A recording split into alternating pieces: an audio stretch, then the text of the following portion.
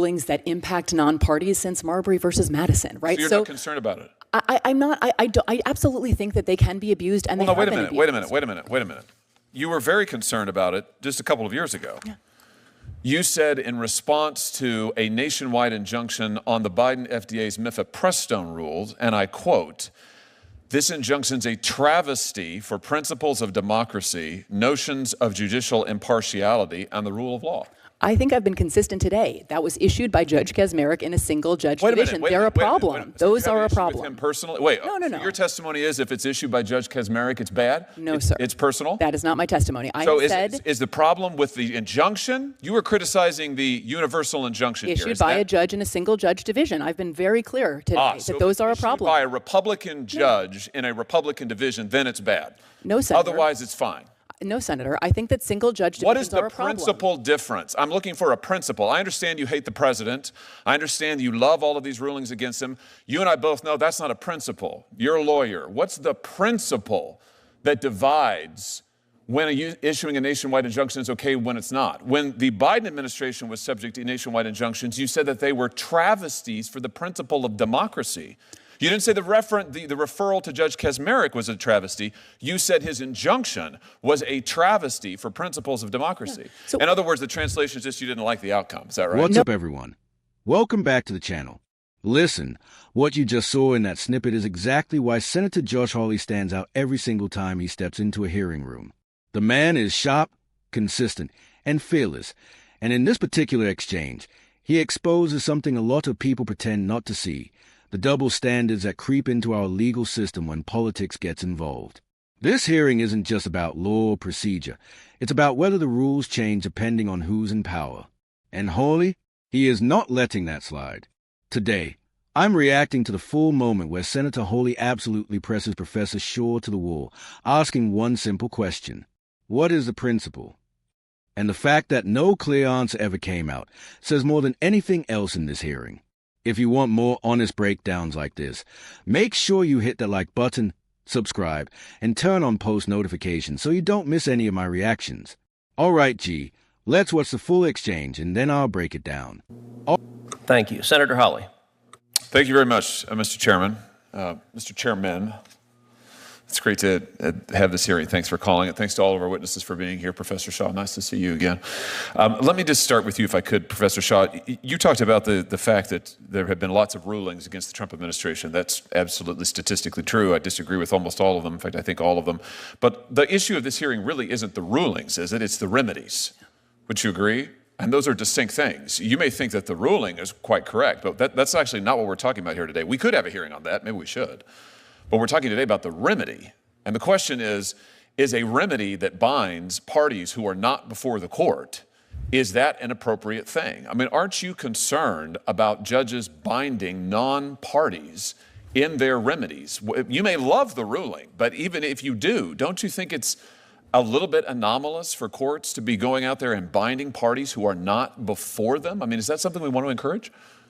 Senator, I think that judges have been issuing rulings that impact non-parties since Marbury versus Madison, right? So you're not concerned about it? I'm not. I absolutely think that they can be abused, and they have been abused. Wait a minute. You were very concerned about it just a couple of years ago. Yeah. You said in response to a nationwide injunction on the Biden FDA's mifepristone rules, and I quote, "This injunction's a travesty for principles of democracy, notions of judicial impartiality, and the rule of law." I think I've been consistent today. That was issued by Judge Kaczmarek in a single judge division. They're a problem. Those are a problem. With him personally? Wait, no. So your testimony is if it's issued by Judge Kaczmarek, it's bad? No, sir. It's personal? That is not my testimony. Is the problem with the injunction? You were criticizing the universal injunction issued by a judge in a single judge division. I've been very clear today that those are a problem. By a Republican judge in a Republican division, then it's bad. No, Senator. Otherwise, it's fine. No, Senator. I think that single judge divisions are a problem. What is the principal difference? I'm looking for a principle. I understand you hate the president. I understand you love all of these rulings against him. You and I both know that's not a principle. You're a lawyer. What's the principle that divides when issuing a nationwide injunction is okay when it's not? When the Biden administration was subject to nationwide injunctions, you said that they were travesties for the principle of democracy. You didn't say the referral to Judge Kaczmarek was a travesty. You said his injunction was a travesty for principles of democracy. Yeah. So, in other words, the translation is just you didn't like the outcome. Is that right? No, Senator. Look, we're talking about, I don't think Article 3 precludes this form of relief. So we are talking about prudential considerations. Prudential meaning political? No. Then no. give me, so far I have yet to hear it. You've been questioned by multiple senators. I have yet to hear a principle other than the fact when you like the ruling, you think it's great to apply it nationally, including non-parties. When you don't like the ruling, it is a travesty for the principles of democracy, notions of judicial impartiality, and the rule of law. Look, Senator, I'll say I think I am self-aware enough to know that my view of the underlying legal question, I am sure colors my perception of the remedy. I think that we should all acknowledge that. And yet I do think and why shouldn't we stop nationwide injunctions for everybody? I think That's what we're talking about today. Because I'm not willing to leave without relief non-parties who No, are you're injured. not willing to leave without the ability to bind President Trump. No, I right? think that... I mean, when it's Biden, it's okay. No. When it's Biden, oh, it's a travesty. When it's Trump in office, it's, oh, no holds barred, whatever it takes, right? I believe in a powerful... What was it that President Biden's staff said? We've got to do undemocratic, unconstitutional things to save democracy. Why is this the same I believe thing? in a powerful president. I do believe in presidential power, but power and constraint are not at fundamental odds. What is the principle? Power. What is the principle? The legal principle. You've referenced prudence. You've referenced the judges you don't like. What's the principle of when an injunction binding non-parties, which was never done in this country before the 1960s? And let's see the chart, the Trump chart, which was done really only once Trump came into office for the first time. You don't think this is a little bit anomalous? You don't think that's a little bit strange? A very plausible explanation, Senator, you have to consider is that he is engaged in much more lawless activity than other presidents, right? You don't think you must this concede that was is a never possibility. used before the 1960s, and suddenly Democrat judges decide we love the nationwide injunction, and then when Biden comes to office, no, actually. It's Republican appointees as well, Senator, and the 1960s is where some scholars locate the beginning of this, but identify one others, before then? Mila Sahoni, who's another scholar of universal injunction, suggests 1913 is actually the first, and others in the 20s. The Republic endured for 150 years before there was a nationwide injunction. Well, the federal government was doing a lot less until 100 years ago. So there's many things that have changed in the last 100 or the last 50 years. So long as it is a Democrat president in office, then we should have no nationwide injunctions. If it's a Republican president, then this is absolutely fine, warranted, and called for. How can our system of law survive on those principles, Professor? I think a system in which there are no meaningful constraints on the president is a very dangerous system of law. That's not what you thought when Joe Biden. That is not what you thought when Joe Biden was every president you is said that is not what and you must said. be. You said it was a travesty for the principles of democracy, notions of judicial impartiality, and the rule of law. You also said the Supreme Court senator agreed 9-0 with me on that. You also said when Joe Biden was president, you said the idea that anyone would foreign shop to get a judge who would issue a nationwide injunction was just judges looking like politicians in robes. Again, it threatened the underlying legal system. People just trying to get the result they wanted. It was a travesty for the rule of law. But you're fine with all of that if it's getting the result that you want. Sir, the Supreme Court agreed unanimously with me in that case, right? There was no standing. The case should never have been allowed to proceed. And the combination of parties without standing and the single-judge division. No. We're talking. No, they did not. They did not issue a ruling on the nationwide injunction. You criticized the injunction nationwide. Listen, issued in a case where no one had standing. Here's the thing. We've now gone 6 minutes, and Senator Kennedy had you for 6 or 7. You couldn't identify a single principled basis. We all know the truth here, which is it's not just you. It's most of my colleagues over here on this side of the aisle, who I respect a great deal, and they were raising very principled objections to the nationwide injunction just 6 months ago, maybe 9 now. And you're probably right. My point is that all that's changed in 9 months is the occupant of 1600 Pennsylvania Avenue. And I realize that my colleagues on this side of the aisle very much dislike that individual, and I realize that you think that the rulings that he has lost are fundamentally sound.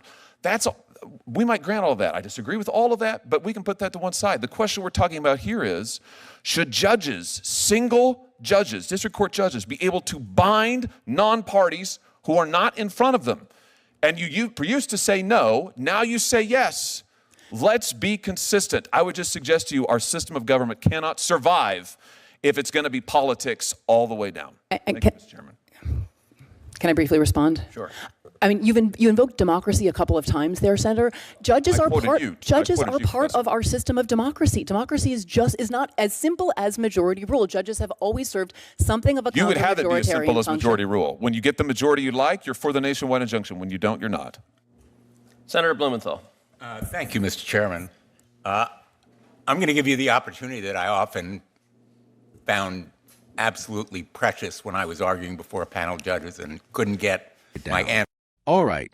So now that we've seen the full thing, let's really talk about what just happened here, because this hearing was a masterclass in exposing inconsistencies. From the beginning, Hawley walks in laser-focused. He doesn't get distracted by whether previous rulings against Trump were right or wrong. He immediately pulls the conversation to the real issue, the remedy, nationwide injunctions. And he asks the most reasonable question a senator can ask.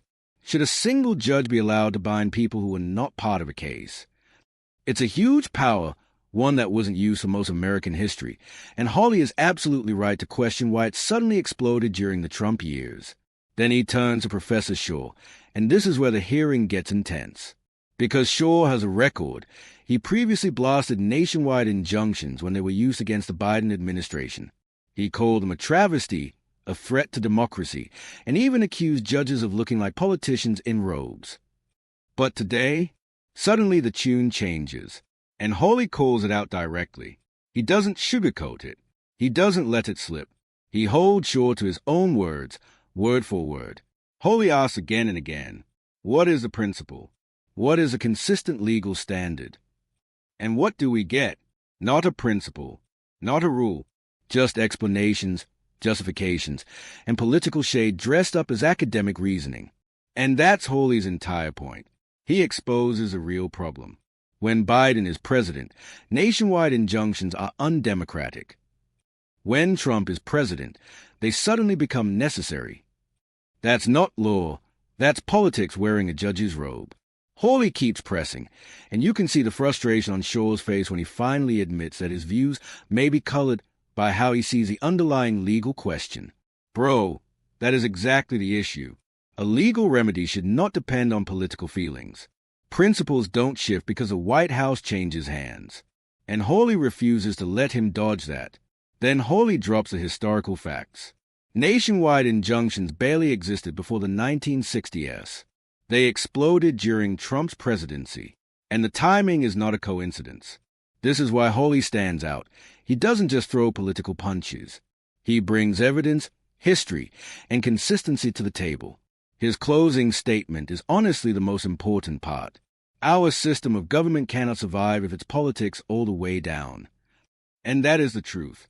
Whether you love Trump, hate Trump, love Biden, or hate Biden, the law cannot be a tool that magically changes depending on who the ruling affects. If it's wrong for one administration, it's wrong for all. If it's right for one, it's right for all. And Senator Hawley was the ONLY one in that room who was willing to demand a standard, a real principle, something that applies equally to everyone. That's leadership. That's consistency. And honestly, that's why this moment matters. Until next time, don't forget to hit that like button, subscribe, and turn on notifications so you don't miss any breakdowns like this.